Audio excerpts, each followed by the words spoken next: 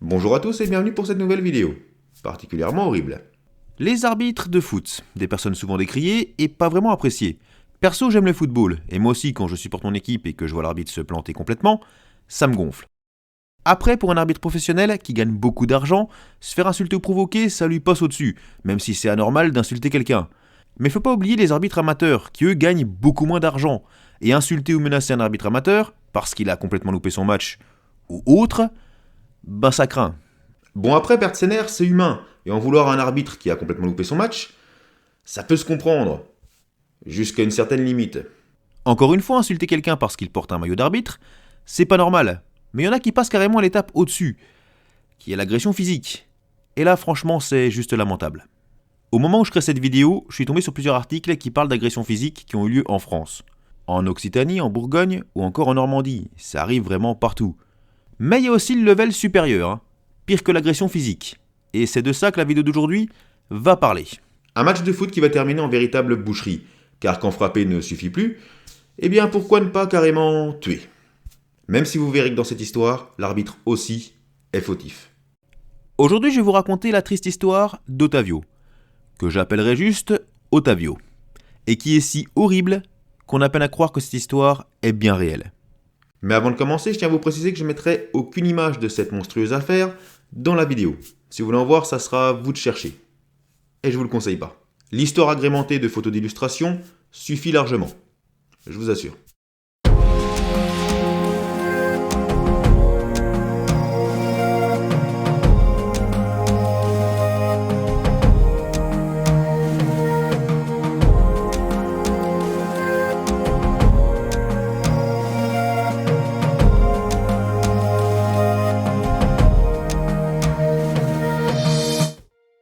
Nous sommes le 30 juin 2013 dans une petite commune du nord du Brésil, où un jeune arbitre de 20 ans s'apprête à arbitrer un match amateur. Mais bizarrement, il va prendre quelque chose avec lui pour arbitrer ce match. Et c'est le genre de truc que normalement un arbitre n'a pas besoin de prendre, pour arbitrer un match, puisqu'il s'agit d'un petit couteau de poche.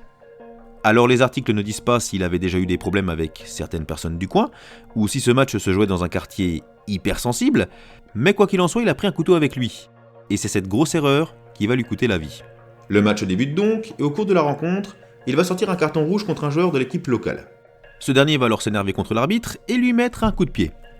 Et là, Ottavio va avoir une réaction quelque peu disproportionnée, puisqu'il va sortir son couteau et le planter à deux reprises dans la poitrine du joueur, qui s'effondrera sur le sol. Il sera alors transporté d'urgence à l'hôpital, mais décédera avant même d'y arriver. La nouvelle de sa mort va arriver très vite aux oreilles des personnes présentes lors de cette rencontre, dont les spectateurs. Et c'est à ce moment qu'une rencontre de football qui a déjà bien dérapé va se transformer en une véritable scène d'horreur. Certains spectateurs qui sont relativement remontés contre l'arbitre, suite aux événements, vont alors se diriger vers lui. Mais 3 hommes en particulier vont commettre des actes monstrueux. Alors il n'est pas expliqué dans quel ordre tout ça s'est produit, mais voilà comme ça serait passé. L'un des 3 hommes va éclater une bouteille sur le visage de l'arbitre, tandis qu'un autre va lui mettre un coup de couteau dans la nuque. Ils vont ensuite le ligoter, puis le lapider avec de belles grosses pierres.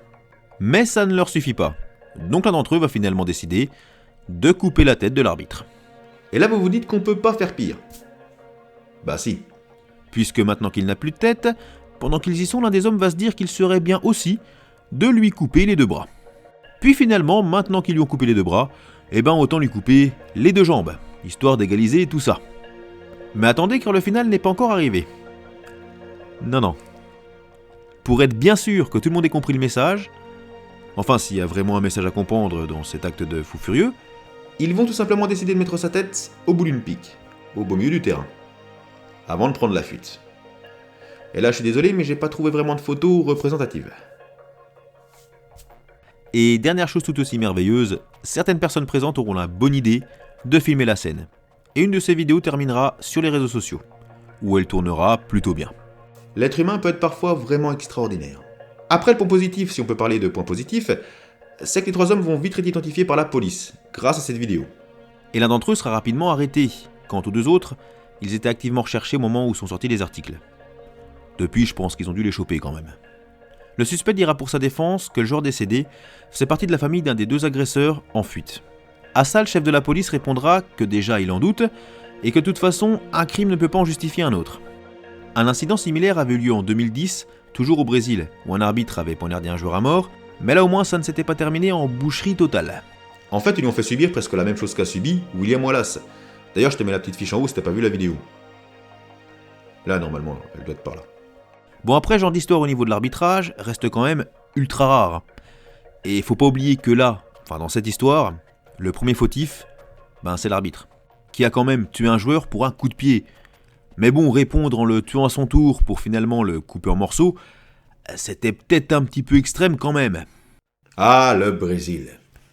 Ses plages magnifiques d'un côté, ses favelas de l'autre, son carnaval de Rio. Et ses matchs endiablés. C'est à en perdre la tête.